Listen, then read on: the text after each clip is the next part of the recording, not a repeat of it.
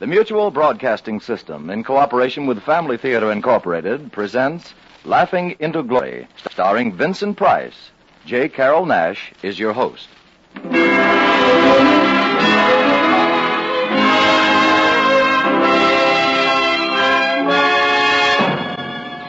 More things are wrought by prayer than this world dreams of.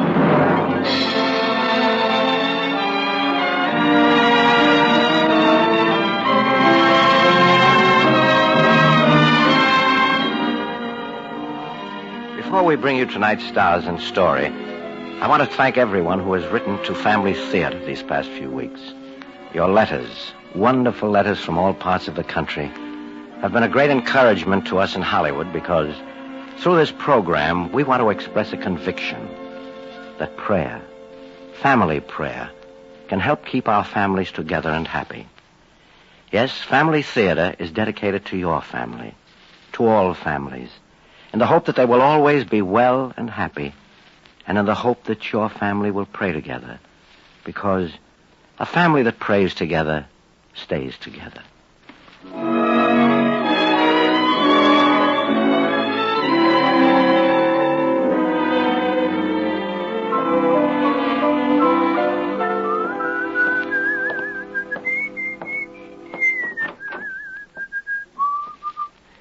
Bishop. Oh, Tom, good morning. Glad you could come. Well, your note sounded urgent. Bad news, Bishop? No, quite the contrary. Sit down. Thank you, Bishop. Tom, you've always thought a great deal of the church here at Croydon, have you not? It has a fine reputation. Yes, the parish is thriving, and the parishioners' generosity is extremely gratifying. Your request for transfer has been received, and I'm happy to say approved. You'll be officially notified next Thursday. Well, may I ask where I'm being sent, Bishop? You're being sent here, Tom. You are Croydon's new pastor. Oh, that's a great honor. Well, now, is that all you have to say? I thought you'd be delighted. Oh, yes, I am, of course, but... But what? Well, leaving Hookertown, Well, Bishop, it's almost like leaving home. Yet you requested a transfer. Yes, I requested it. It was part of a bargain. I'm afraid I don't quite follow you. Well, perhaps I should start from the beginning. Seems like a long time ago. Remember when you assigned me, Bishop? Yes, quite well. You told me not to expect too much. Sometimes a new pastor is not very well received. That was an understatement. I wasn't received at all. When I walked into Hookertown that summer evening, the streets were deserted. I thought it was strange. It was hardly 7 o'clock, yet there wasn't a soul to be seen. Then suddenly, a booming baritone voice, slightly off-key, shattered the silence. And quite unaccustomed to fear, but of all the most reckless of life or of limb, was Abdul Bulbul Amir. Hey, out of my way or I'll bash your brains in. Well, now, Step aside, I said. When they wanted a man to encourage the van, or shout hoolaloo in the rear, or to storm a redoubt, they straightway sent out for Abdul Bulbul Amir. Hey, that's all right. That's fine, you know what I mean? Where'd you learn that? Oh, Abdul's an old friend of mine. He is? Oh, well, you don't say. Well, that's good, you know what I mean? Hey, wait a minute. Where did you meet Abdul? Well, that's rather a long story. You see... Who are you? I'm the new pastor here. Pastor? Yes. Oh. Well, I'm Larry Sloan. You know what I mean? I'm very happy to meet you, Mr. Sloan. Yeah, any friend of yours is a friend of mine. How do you do? How do you do? I'm fine. Hey, you're okay. Thanks. What are you doing out? You shouldn't be outside when I'm on a toot. Everybody keeps away from me. You know what I mean? Well, I was looking for my church. Looking for the church? Oh, I know where it is. We'll go find the little old church. That's what we'll do. I'd appreciate it. That's all right. I'm glad to do it. And I suppose you think I'm a little disreputable. I suppose you think I'm drunk. Well, you're right. I'm petrified. You drink quite a bit, Mr. Sloan? Yeah, all the time. It keeps me from having hangovers. Oh, I see. Yeah, but I can still find that little old church, you know? I know what you mean.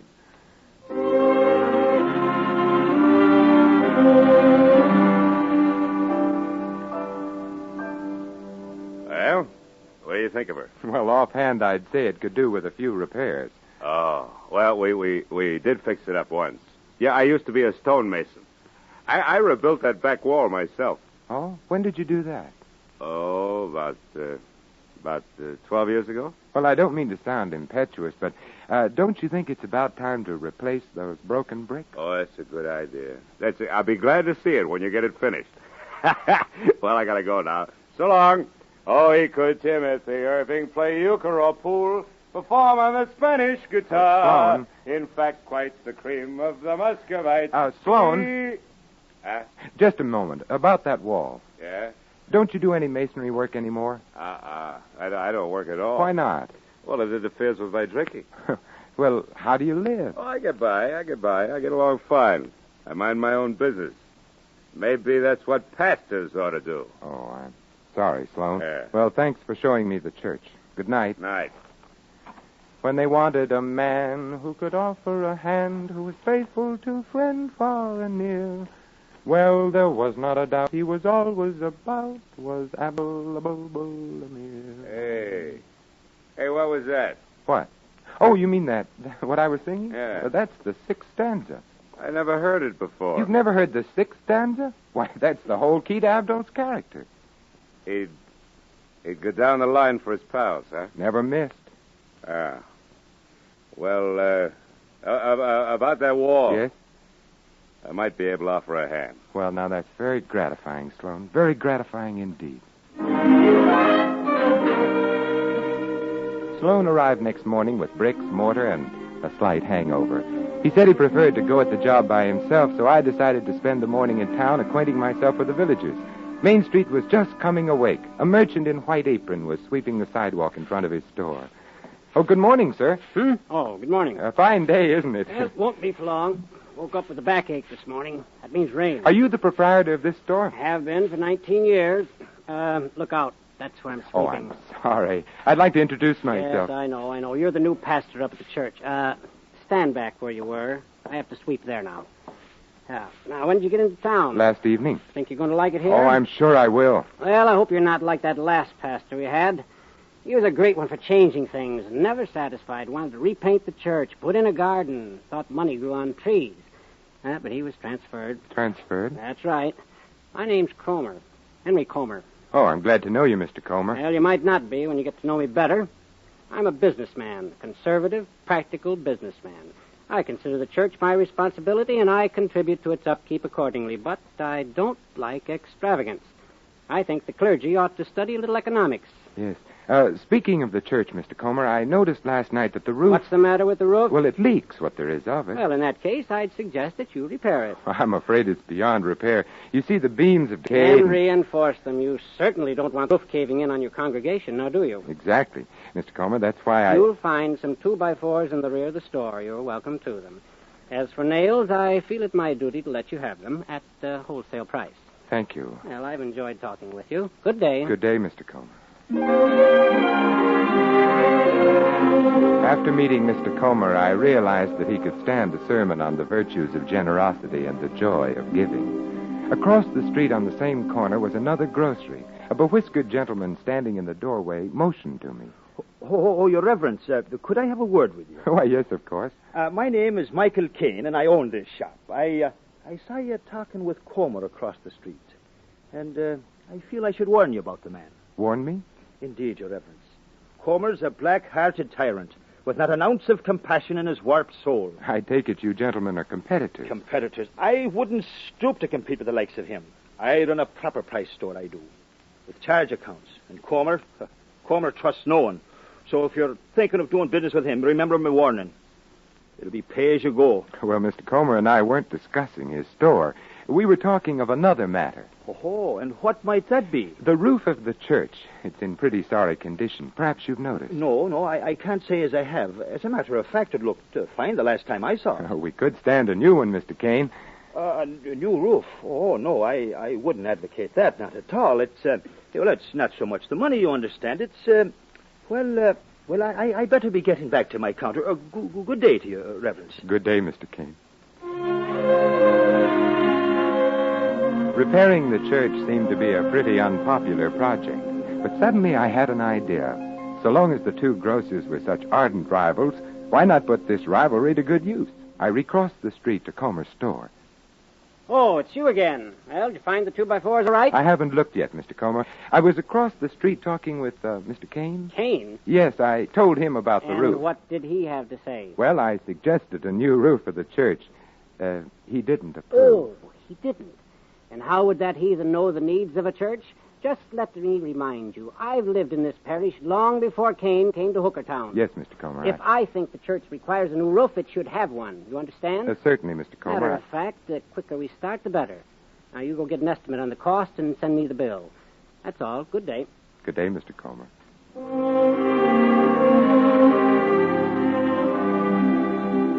I was on my way back to the church when I noticed some sort of commotion going on in the street.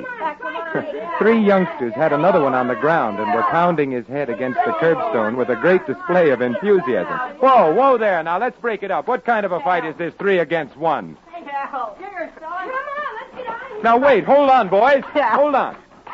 All right, now, take it easy. They've gone. What's this all about? Here you go. Blow. Now, what's it all about? Oh, they chase me all the time. What for? Oh, 'cause they hate me. Well, why should they hate you? On account of I'm adopted. Oh. What's your name, son? James. James what? Just James. I see. Here, you better brush yourself off. Where do you live, Jimmy? Around. Well, that sounds like an interesting address. You might have a tough time getting your mail. Well, I better go now. Thanks. Oh, that's all right. Maybe you can do the same for me sometime. Well, so long. Oh, just a minute. Huh? I'm going that way, too. Mind if I walk with you? I guess not. If you're going as far as the church, why don't you stop in at the rectory? What for? A glass of milk, Jimmy, nice and cold. Milk? With cookies? Oh, well,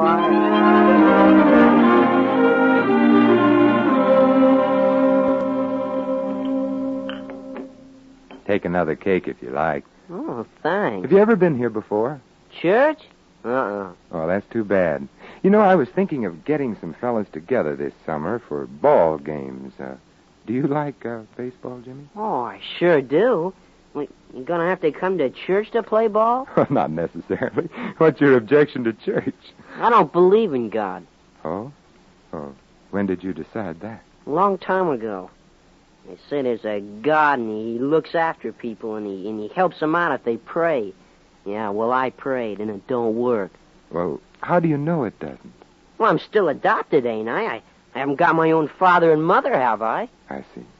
You asked God to straighten out an adoption matter. And he don't do nothing about it. Look, Jimmy, there's a lot of folks asking favors of the Lord, and they keep him pretty busy, believe me. He hears every prayer. But sometimes God doesn't answer them in the way we'd like to have him. You mean he didn't want to help me? Oh, no. I mean that perhaps God wanted you to help yourself. You see, it's this way, Jimmy. Being adopted is really a pretty wonderful thing if you stop and think it over. Now, you take the average baby that's born. His parents have to accept him sight unseen, don't they? I guess so. If they want a boy and get a girl instead, there's nothing they can do about it. No way of sending back for another model. But on the other hand, you take someone who's adopted. Now, people have a chance to look him over. They can decide whether they want him or not. So, when someone picks you, Jimmy, you can be sure that you're exactly what they want. That's not so. Nobody wants me. Of course they do. Tell me, who takes care of you, Jimmy? My uncle, Uncle Larry. Larry Sloan? Yeah. Oh, it's you, Sloan. Oh, now, this is what I call a coincidence. I gotta go into town for more bricks. I got the wall hat. Jimmy, what are you doing here? Nothing. I'm going now. How's school been, kid? All right. Look, I'm sorry about not seeing you much lately. I've been sick. You've been drunk. Everybody says so. Well, maybe so, Jim. They're always laughing at me and calling me names, all on account of you. I'm sorry, boy, honest. Sloan, wait a minute. Sloan! Jimmy stayed around the church with me after that. I got him a room at one of the neighbors. The weeks lengthened into months, and never a word from Sloan. He had disappeared. Where? Well, that was anyone's guess. Gradually, improvements were added to the church, thanks largely to the animosity existing between one Mr. Comer and one Mr. Kane. When it came time to paint the church, I presented my problem to Mr. Kane. Mr. Kane, I was just talking with Mr. Comer in regard to painting the church. Hey? It appears that Mr. Comer is dead set against it. Well, you can hardly expect a scavenger to appreciate a thing of beauty. I say paint the church. And charge it to Michael Kane. And weeks later, when a new boiler for the basement was needed, I approached Mr. Comer. Mr. Comer, I just spoke to Mr. Kane on the matter of a new boiler for the church. Yes? I'm afraid Mr. Kane is rather adamant. And I'm afraid Mr. Kane is just plain addled. Go ahead, install your boiler.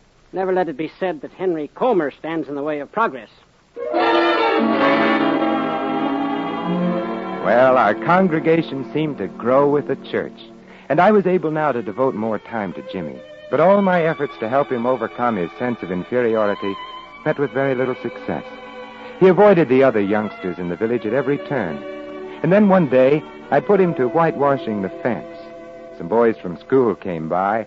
I overheard the conversation from the rectory window. Well, look at James. Gotta paint the fence. Oh, go on away. Well, who adopted you now? Yeah. And where's Sloan? Drunk again? Now, why don't you beat it? Oh, why don't you make it? You better paint that wall real nice, Jamesy, if you don't want to be boxed with the Bible. Hey, shut up. Jimmy, Yeah? come over here a minute. Yeah, what do you want? I want you to keep painting that wall, Jimmy. I don't want you to leave it. Yeah, but there's some guys Never mind those guys. Jim, don't you know the story of Tom Sawyer? I don't think so. Well, Tom Sawyer had a problem, just about like yours. Some fellas started razzing him while he was whitewashing the back fence. You know what he did? What? He used a little, psychology. Psychology? Mm-hmm. You see, Tom figured that as long as he had to do the fence, he might as well. The boys started stopping by the church regularly after that. From there on in, it was easy. We decided to organize a club for sports and outings. We decided to start off with a football field on the lot behind Mr. Comer's store. Uh-oh. Gee, I'm sorry. I didn't think I could kick that All far. right. Who broke my window? Speak up now. Oh, I'm terribly sorry, Mr. Comer. I'm afraid I'm to blame. Oh, you were the one. Yeah. Kicking a football through people's windows like a common ragamuffin. A man of your station. I can assure you it wasn't intentional, Mr. Comer. I'll assume all responsibility. Oh, is that so? And I suppose you'll assume the bill for the broken window. Well, Just as I thought. Since your first day in this town, you've seemed determined to change things to your satisfaction. I should like to make it clear to you that you are Hooker Town's servant, not its keeper. Frankly, I think you're a born troublemaker. Always have. Now, this particular incident bears me out. Therefore, I'm afraid that I'll be obliged to write to the bishop this week. Good day. Good day, Mr. Comer. Well, Comer didn't waste any time. 2 days later, I received a letter. The bishop would appreciate my paying a call. Come in. Come in. Good morning, Bishop. Well, good morning, Tom. Sit down. Thank you. Just a minute. Oh, yes. I have a letter here from a Mr. Comer. Yes, I thought you would. It appears that one Mr. Comer is not entirely satisfied with your presence at Hookertown. I'm aware of that, Bishop. Mr. Comer informs me that you are continually requesting large sums of money. Oh, for church improvements, Bishop. What about the broken window? Just recently, I thought I might organize a boys' club. And during our football scrimmage, one of the lads happened to boot the ball through Mr. Comer's window.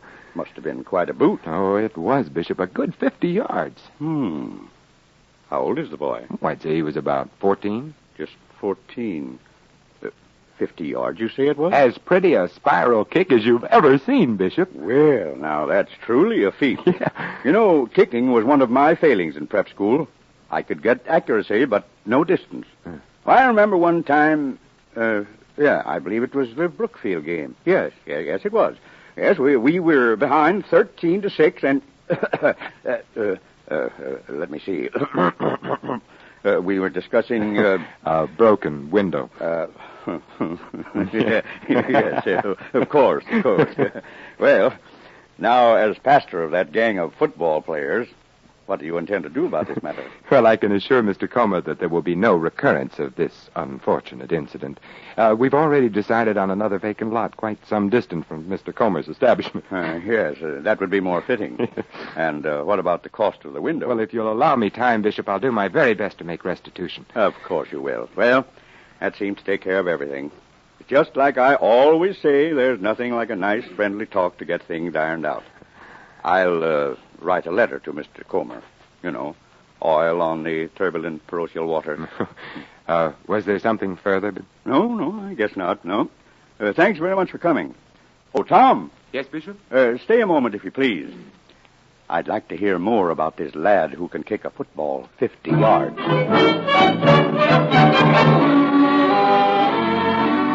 I was late getting back to the church that night. As I started up the walk to the rectory, I heard someone behind me. Larry Sloan. I've been away. I've been doing odd jobs on the road. I made a few dollars here. Take it. Well, what's this for? Well, I heard what you done for Jimmy, and it was swell of you to put him up.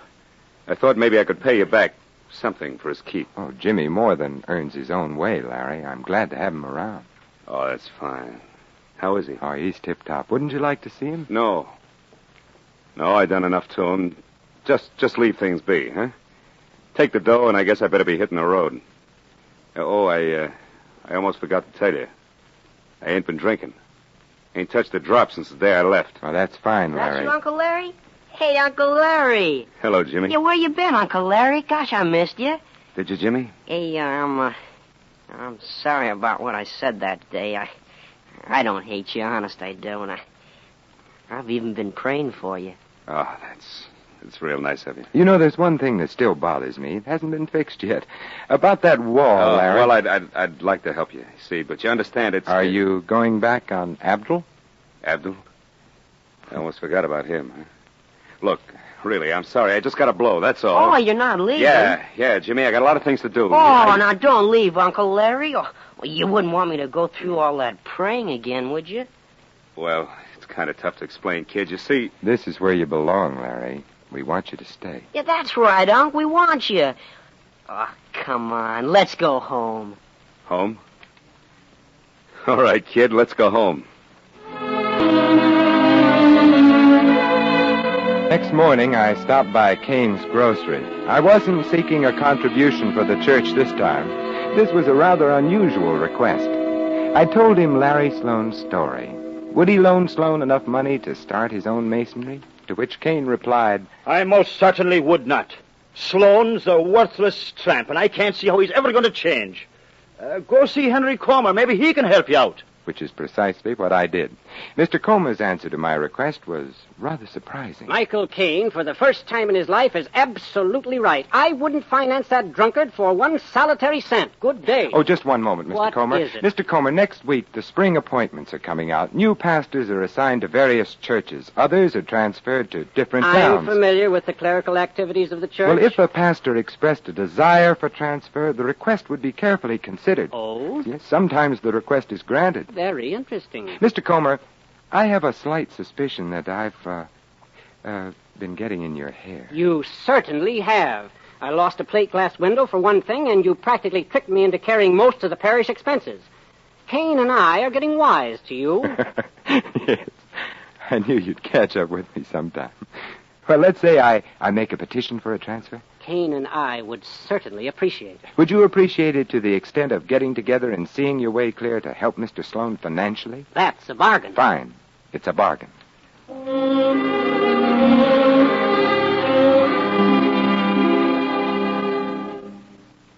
Well, there it is, Bishop. The whole story. So that's the reason you asked for a transfer. A bargain's a bargain. I see. I can understand how you must feel about Hookertown. But that chapter's over, Tom. Time to turn the page. I know, but... Croydon, I wonder if I belong here.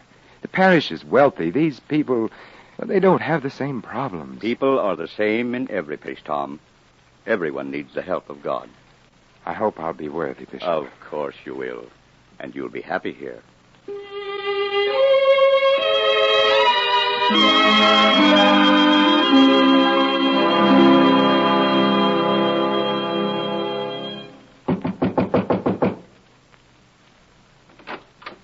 Good morning. Good morning. Are you the new pastor? As of this morning, yes, sir. Well, now, this is a stroke of luck. We should have a talk. We should have a talk right now. Yes? My name is Sheridan. I am the owner and president of Sheridan's Department Store. Well, I'm very happy to... Later, please. I should like to warn you about a certain Mr. Walker, one of our druggists here in Crichton. The man has some fool idea about installing chimes in the bell tower. Now, as the church's foremost contributor, I have no intention of tolerating this waste of time and good money. And furthermore, I would... Pardon me just a minute. Certainly. Good morning. How do you do? You're the new pastor. That's right, sir. Well, I'm very happy to make your acquaintance. My name is Walker. The gentleman I was telling you about. Well, Sheridan, I see you didn't waste any time getting down here. If you were as fast on Sunday mornings... I had no idea that the pastor would be here. I'll bet. Now, see here, Gentlemen, Walker, gentlemen, please. I'm sure we can talk this matter over sensibly. Now, about these chimes... I tell you, we don't need chimes. It's foolishness. Well, I appreciate your feeling in the matter. However, Mr. Sheridan, I wonder if you're familiar with the story of Abdul Bulbul Amir?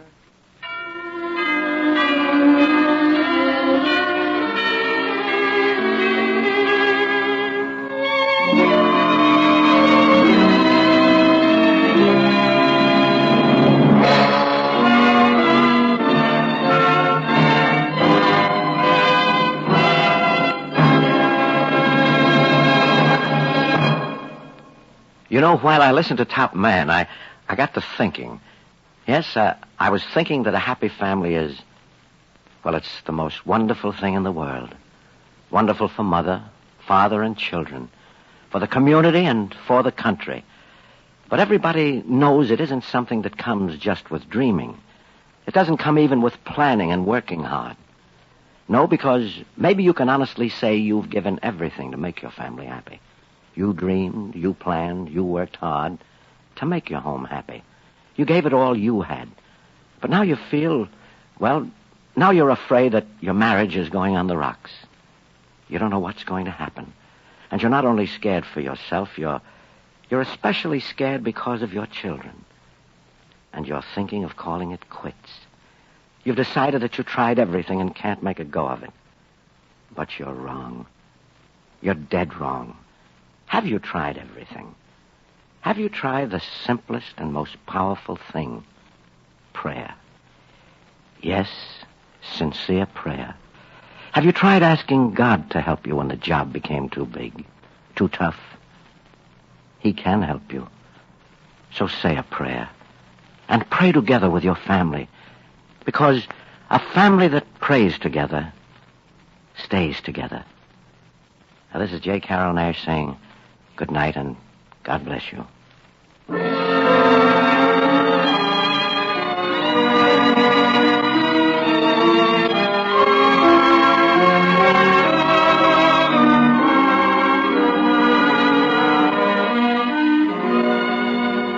Before saying goodnight, we wish to thank Vincent Price for his performance as Supple. A word of thanks also to Lou Reed for writing tonight's play, and to Max Terre for his music. Mel Williamson directed, and John Ryder produced the program, portions of which were transcribed. Others who appeared in our play tonight were Ralph Moody, Herbert Lytton, Don Doolittle, Jack Nestle, Gerald Moore, David McMahon, Joel Davis, Tommy Bernard, and Tommy Cook. Next week, our Family Theater star will be William Gargan. Your host will be Dennis Morgan.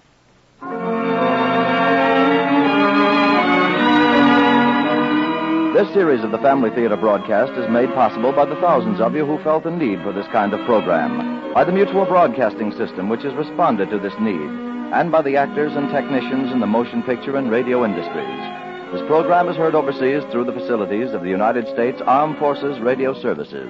Tony Loprano speaking. This is the Mutual Broadcasting System.